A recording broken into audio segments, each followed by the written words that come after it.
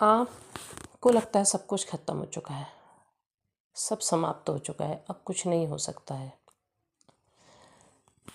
दरअसल आप सरेंडर करने की कोशिश कर रहे थे ना अभी तक, और आपसे सरेंडर हो नहीं रहा था। आपने बहुत कोशिश की थी। आप आज सरेंडर करते थे, कल परसों फिर आपसे चेजिंग शुरू हो जाती थी। आप फिर ईश्वर से बोलते थे कि भगवान मैंने तो सब कुछ समर्पित कर दिया है, लेकिन फिर ऐसा क्यों हो रहा है। फिर आप कुछ देख लेते या आपके मन में कोई विचार आ जाता, आप फिर परेशान हो जाते। फिर आप कुछ दिन तक परेशान रहते, फिर संभालते खुद को, फिर सरेंडर करने की कोशिश करते, नहीं होता। अब होगा। अब आपको महसूस होने लगा सब समाप्त हो चुका है, तो अब आपसे सरेंडर होगा।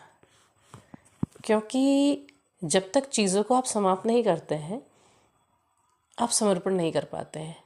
क्योंकि हमें खाने की आदत है ना, हमें भोजन चाहिए, हर चीज़ का, मन का भोजन, शरीर का भोजन, हर चीज़ का भोजन, तो उसकी आदत है। अब समाप्त हो गया है तो अब समर्पण हो गया है। और अब जानेंगे आप कि प्रेम पाना, उसको पकड़ के रखना, उसको संभाल के रखना नहीं होता, वो अनुभूति होती है।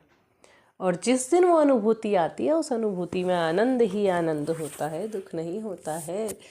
अगर यहाँ तक नहीं पहुँचे हैं तो पहुँच के देखिए, आनंद की अनुभूति कुछ और ही होती है। राधे राधे।